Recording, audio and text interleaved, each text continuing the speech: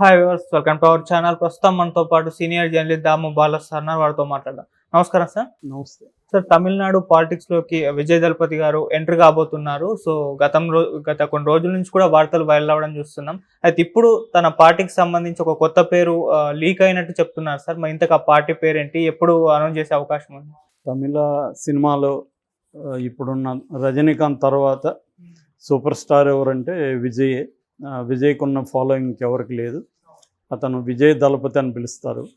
దళపతి అనేది బిరుదు. యాక్చువల్గా ఇళయ దళపతి మామూలుగా అయితే దాన్ని దళపతి అంటున్నారు. సో ఇప్పుడు ఆయన ఎప్పటి నుంచో కూడా రాజకీయాల్లోకి రావాలని ఆయన అనుకుంటున్నాడు. మక్కల్ ఇయక్కం అని 2009లోనే ఆయన ఒక ఆర్గనైజేషన్ పెట్టాడు, ఒక ఎన్జిఓ లాంటిది, నాన్ ప్రాఫిట్ ఆర్గనైజేషన్. దాని తరపున 2011లో వచ్చిన వరదలు, ఈ మధ్య వచ్చిన తమిళనాడు వరదలు, అంతకుముందు కేరళలో వరదలు, అట్లా రకరకాల విపత్తులు జరిగినప్పుడు తన మక్కల్ ఇయక్కం ద్వారా తను సేవ చేస్తున్నాడు ఎప్పటి నుంచో. సో ఇప్పుడు అతను పార్టీ పేరు కూడా ఆల్రెడీ రిజిస్టర్ చేసినట్టుగా చెప్తున్నారు. ఇంకా అనౌన్స్ చేయలేదు. అయితే ఆయన అనౌన్స్ చేసి ఇప్పుడు వస్తున్న 2024 ఎంపీ ఎలక్షన్లో, లోక్సభ ఎన్నికల్లో పార్టీ నిలబడుతుందని చెప్తున్నారు. ఆల్రెడీ లోకల్ బాడీస్లో కంటెస్ట్ చేశారు ఈ మక్కల్ ఏకం తరపున. సో ఇప్పుడు పొలిటికల్ పార్టీ పేరు తమిళగ మున్నేట్ర కళగం అని చెప్తున్నారు. టీఎంకే, మామూలుగా మనకు తెలుసు డిఎంకే, ఏడిఎంకే, ఏఐడిఎంకే, ఎండిఎంకే, ఇలాగా ఉంటుంది అనమాట అక్కడ తమిళ్లో పార్టీలు. ఇవన్నీ కూడా వీటికి ఆద్యం డీకే అంటే ద్రవిడ కళగం. కజగం అని కళగం అని అంటుంటారు. మామూలుగా వాడుక భాషలో కళగం అంటారు. సో ద్రవిడ కళగం అంటే ద్రవిడ సమ్మేళనంగా చెప్పుకోవచ్చు, సమాఖ్య సమ్మేళనం. సో ఈ డీకే నుంచి డిఎంకే, ఏఐడిఎంకే, ఎండిఎంకే ఇవన్నీ కూడా అక్కడి నుంచి పుట్టాయన్నమాట. అంటే ఇది 1950s ప్రాంతంలో డీకే మూమెంటు బలంగా తమిళనాడులో వచ్చింది. ముఖ్యంగా అది సామాజిక ఉద్యమంగా ముందు వచ్చి దాని తర్వాత రాజకీయ ఉద్యమంగా మారింది. అక్కడ పెరియార్ లాంటి వాళ్ళు ఆ సామాజిక ఉద్యమానికి ఆద్యులు అనమాట. ఆ తర్వాత అన్నాదురై వీళ్ళు డిఎంకే పార్టీని స్థాపించారు. అక్కడి నుంచి సినిమాకి, తమిళ సినిమాకి, తమిళ రాజకీయాలకి చాలా దగ్గర సంబంధం. ఇంకా దేశంలో ఏ రాష్ట్రంలో కూడా ఇంత దగ్గర సంబంధం ఉండదన్నమాట తమిళ సినిమాకి, తమిళ రాజకీయాలకి. ఎందుకంటే అక్కడ స్వాతంత్ర కాలంలో కూడా 1939లోనే సత్యమూర్తి అనే ఒక డైరెక్టరు సినిమాల్లో విపరీతంగా రాజకీయాల్ని చొప్పించారన్నమాట. అప్పట్లో 1918లో ఇండియన్ సినిమాటోగ్రఫీ యాక్ట్ తీసుకొచ్చి బ్రిటిష్ ప్రభుత్వం సినిమాల్లో రాజకీయాల్ని చర్చించడం, నాటకాల్లో కానీ సినిమాల్లో కానీ రాజకీయాలను చర్చించడాన్ని బ్యాన్ చేసింది. అందుకని సత్యమూర్తి ఏం చేసేవాడంటే పౌరాణికాలు తీసి పౌరాణికాల్లో డైలాగులన్నీ కూడా అప్పటి సమాజానికి సంబంధించిన డైలాగులను పెట్టేసేవాడు. అంటే ఫర్ ఎగ్జాంపుల్, ఒక సినిమాలో హస్తినాపుర రాజుకు వ్యతిరేకంగా ప్రజలు తిరుగుబాటు చేస్తారు. ఆ ప్రజలు ఊరేగింపు వెళ్తుంటే ఆ ప్రజలు టోపీలు వచ్చి గాంధీ టోపీలు పెట్టుకుంటారు. అంటే కథ ఏమో పౌరాణికమే, కానీ కాంటెక్స్ట్, దాన్ని చూపించిన పద్ధతి అంతా కూడా బ్రిటిష్ వాళ్ళకి వ్యతిరేకంగా ప్రజలు తిరుగుబాటు. అంటే ఫర్ ఎగ్జాంపుల్ రామాయణం తీశారనుకో, కౌరవులంతా కూడా బ్రిటిష్ వాళ్ళలాగా చూపించడం, పాండవులంతా కూడా జాతీయవాదులాగా చూపించడం, డైలాగులంతా ఇలాగే ఉంటాయి. మీ దేశానికి మీరు తిరిగి వెళ్ళండి, ఇలాగ మాట్లాడుతుంటాయి అన్నమాట. అవన్నీ అలాగా అప్పటి నుంచి కూడా రాజకీయాల్ని సినిమాల్లో చర్చిస్తూ వచ్చారు. ఆ తర్వాత పరాశక్తి కూడా చాలా పెద్ద పొలిటికల్ సినిమాలుగా అప్పట్లో ఇదైందన్నమాట. ఓకే, ఇలాగా అక్కడ సామాజిక ఉద్యమాలు, సినిమా, లిటరేచరు ఇవన్నీ రాజకీయాలకి దూరంగా లేవు ఎప్పుడు కూడా తమిళనాడులో.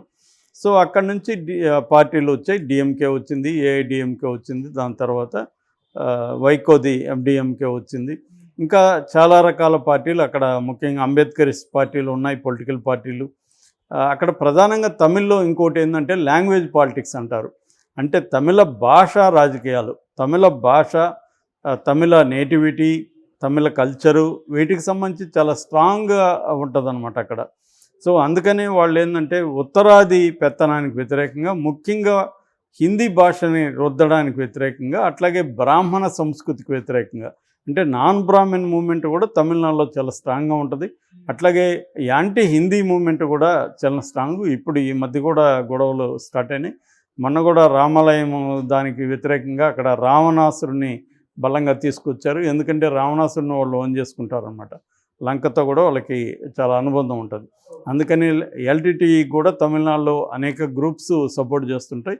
వైకో లాంటి వాళ్ళు ఓపెన్గానే సపోర్ట్ చేశారు. సో ఈ కాంటెక్స్ట్లో అంటే ఒక బలమైన తమిళ సినిమాకి తమిళ రాజకీయాలకు మధ్య సంబంధం ఉంది. ఎంజీఆర్ ఉన్నాడు, తర్వాత కరుణానిధి ఉన్నాడు, దాని తర్వాత రజనీకాంత్ పార్టీ పెట్టాలనుకున్నాడు, కమల్ హాసన్ మక్కల్ నీది మయక్కం అని ఆయన ఒకటి పెట్టాడు.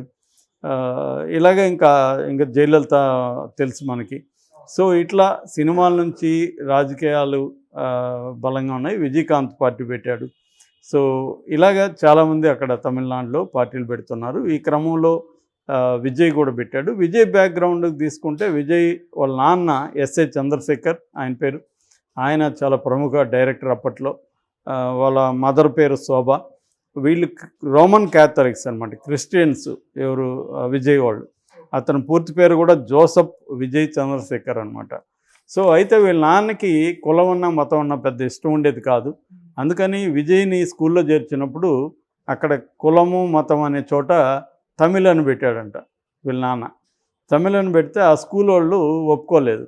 అదేంటి మీరు కులము మతం రాయాల్సిందంటే, నేను రాయను, మీరు కానీ మా వాడిని అడ్మిట్ చేసుకోకపోతే రాష్ట్ర వ్యాప్తంగా నన్ను ఉద్యమం చేస్తాను, మీ స్కూల్ని ముగిస్తానని బెదిరించాడంట. దాంతో వాళ్ళు ఒప్పుకున్నారు. ఇప్పటికి కూడా విజయ్ సర్టిఫికేట్లలో కులం దగ్గర తమిళ్ అనే ఉంటుంది, మతం దగ్గర తమిళ్ అనే ఉంటుంది. సో అది కూడా ఒక ప్రత్యేకతగా చెప్పుకోవచ్చు. ఎందుకంటే ఇప్పుడు విజయ్ పార్టీ పెట్టగానే అందరూ గూగుల్లో విజయ్ కులం ఏందని ఎదుగుతున్నారు. సో నిజానికి విజయ్ కులం కానీ మతం కానీ వాళ్ళ నాన్నే వద్దనుకున్నారు. కానీ వాళ్ళు మామూలుగా అయితే రోమన్ క్యాథలిక్స్.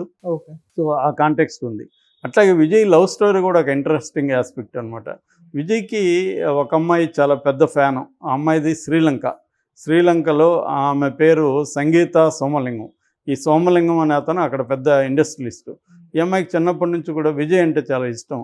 సో విజయ్ని చూడడానికి చెన్నైకి వచ్చి షూటింగ్కి వెళ్ళింది, పరిచయం చేసుకుంది. విజయ్ కూడా ఆమెను ఆప్యాయంగా మాట్లాడి ఇంప్రెస్ అయ్యడం, ఆమె బిహేవియర్, ఆమె నాలెడ్జ్ ఇవన్నీ. దాంతో వాళ్ళ ఇంటికి ఆహ్వానించాడు. వాళ్ళ ఇంటికి వచ్చే అమ్మాయి వాళ్ళ అమ్మ నాన్నని కూడా ఇంప్రెస్ చేసింది. అట్లా ఒక 2-3 సార్లు వాళ్ళ ఇంటికి వెళ్ళింది. దాంతో విజయ్ వాళ్ళ నాన్నే డైరెక్ట్గా అడిగేశాడు, నువ్వు మా వాడిని పెళ్లి చేసుకుంటావా అమ్మ అని. సో అమ్మాయి ఇంకా అంతకంటే నాకు ఇంకా హ్యాపీనెస్ ఏముంటుందని అమ్మాయి ఒప్పుకుంది. విజయ్కి కూడా నచ్చింది. అలాగా తన అభిమానినే విజయ్ పెళ్లి చేసుకున్నాడు. వాళ్ళకి 2 పిల్లలు. సో బేసిక్గా ఇది విజయ్ బ్యాక్గ్రౌండు. తను ఇప్పటి వరకు చైల్డ్ ఆర్టిస్ట్గా, వాళ్ళ నాన్న డైరెక్టర్ కాబట్టి చిన్నప్పటి నుంచి తను కూడా చైల్డ్ ఆర్టిస్ట్గా చేశాడు. తను దాదాపు 70 సినిమాల్లో ఇప్పటివరకు నటించాడు.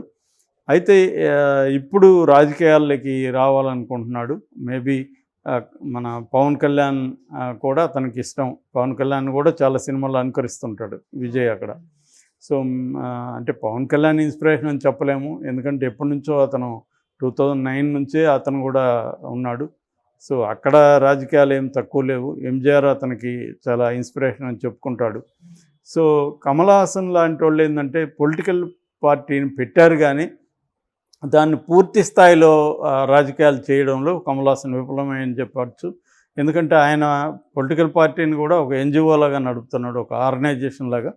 సో ఆయన పెద్ద ఫుల్ టైం పొలిటికల్ పార్టీని నడపలేకపోయాడు. ఇక రజనీకాంత్ అనేకసార్లు ట్రై చేసి కూడా ఆయనకి ధైర్యం చాలలేదు. దానికి ప్రధాన కారణం ఏంటంటే ఆయనకి కొంత ఆధ్యాత్మికత, మనుషుల నుంచి దూరంగా వెళ్ళిపోవడం, ఇట్లాంటి నేచర్ ఆయనకుంది. అటువంటి నేచర్ ఉన్న వ్యక్తి గుంపులుగా 100,000 మంది ప్రజల మధ్య వచ్చి ఈ జనంలోనే ఉండాలి, అదే ఆయనకి పర్సనల్గా ఆయన యాటిట్యూడ్కి సూట్ అవ్వదు. అందువల్ల ఆయన రాజకీయాల నుంచి విరమించుకున్నాడు. అయితే విజయ్ ముందు నుంచి కూడా కొంత దళితుల పట్ల దళిత ఆర్గనై పట్ల పేద ప్రజల పట్ల సినిమాల్లో కూడా డైలాగులు పెట్టడం అవన్నీ ఉన్నాయి. కానీ ఇప్పుడు ఒక వార్త, కొత్త వార్త ఏమనిపిస్తుందంటే బీజేపీకి విజయ్కి మధ్య ఆల్రెడీ ఒక రహస్య ఒప్పందం కుదిరింది అని చెప్తున్నారు. ఎందుకంటే ఇప్పుడు మన డిఎంకేకి ఆల్టర్నేటివ్గా ఏఐడిఎంకే పెద్ద స్ట్రాంగ్గా లేదు. జయలలిత తర్వాత ఆ పార్టీ ఎలా చీలింది అంటే మనకు తెలుసు. బీజేపీతో కూడా తెగతెంపులు చేసుకుంది. ఒక ఆల్టర్నేటివ్ ఫోర్స్ అయితే ఉంది. తమిళనాడులో ముందు నుంచి కూడా 90s నుంచి కూడా లోకల్ పార్టీలే విజయం సాధిస్తున్నాయి. డిఎంకే కానీ ఏఐడిఎంకే ఈ రెండే. తమిళ వాళ్ళకు ఉండే ఇంకొక లక్షణం ఏంటంటే ఒక పార్టీకి జనరల్గా 2 సార్లు గెలిపించరు వాళ్ళు. ఒకసారి ఇది గెలిపిస్తే ఇంకొకసారి అది గెలిపిస్తుంటారు. ఎప్పుడో మాత్రం అది బ్రేక్ అవుతుంది. సో ఆ కాంటెక్స్ట్లో డిఎంకేకి ఇప్పుడు స్టాలిన్ ఉన్నాడు. స్టాలిన్ తర్వాత ఉదయనిధి స్టాలిన్ ఉన్నాడు. అతను ఆల్రెడీ డిప్యూటీ చీఫ్ మినిస్టర్గా కూడా అనౌన్స్ చేశారు. సో ఎందుకంటే స్టాలిన్ కొంత హెల్త్ ఇష్యూస్ ఉన్నాయని చెప్తున్నారు. అందుకని తను కూడా ఇప్పటి నుంచి గ్రూమ్ చేస్తున్నారు. ఈ కాంటెక్స్ట్లో ఒక ఆల్టర్నేటివ్ ఫోర్స్కి స్కోప్ అయితే ఉంది. విజయ్కి ఇది ఒక రకంగా రైట్ టైము. విజయ్ పాలిటిక్స్లో ఖచ్చితంగా సక్సెస్ అయ్యే లక్షణాలు అన్నీ కూడా అతనికి ఉన్నాయి. వాళ్ళ నాన్న కూడా వెరీ యాక్టివ్గా ఉన్నాడు. ఆయనకు కూడా వెరీ నాలెడ్జబుల్. ఆయనకి గైడ్ చేయగలిగిన నాలెడ్జ్ కూడా ఉంది. సో ఆ రకంగా విజయ్ కూడా చాలా మెచ్యూరిటీగా మాట్లాడడం కానీ అన్నీ చాలా మెచ్యూరిటీ ఉంటుంది. సో అతనికి ఒక ద్రవిడియన్ దృక్పథం కూడా ఉంది. కాకపోతే బీజేపీతో కలిస్తే ఎంతవరకు అతనికి ప్లస్ అవుతుందని చెప్పలేం. అది ఒక్కటే ప్రాబ్లమేటిక్గా ఉంది. అది జాగ్రత్తగా డీల్ చేయగలిగితే అతనికి ఖచ్చితంగా రాజకీయాల్లో ఫ్యూచర్ అయితే ఉంటుంది.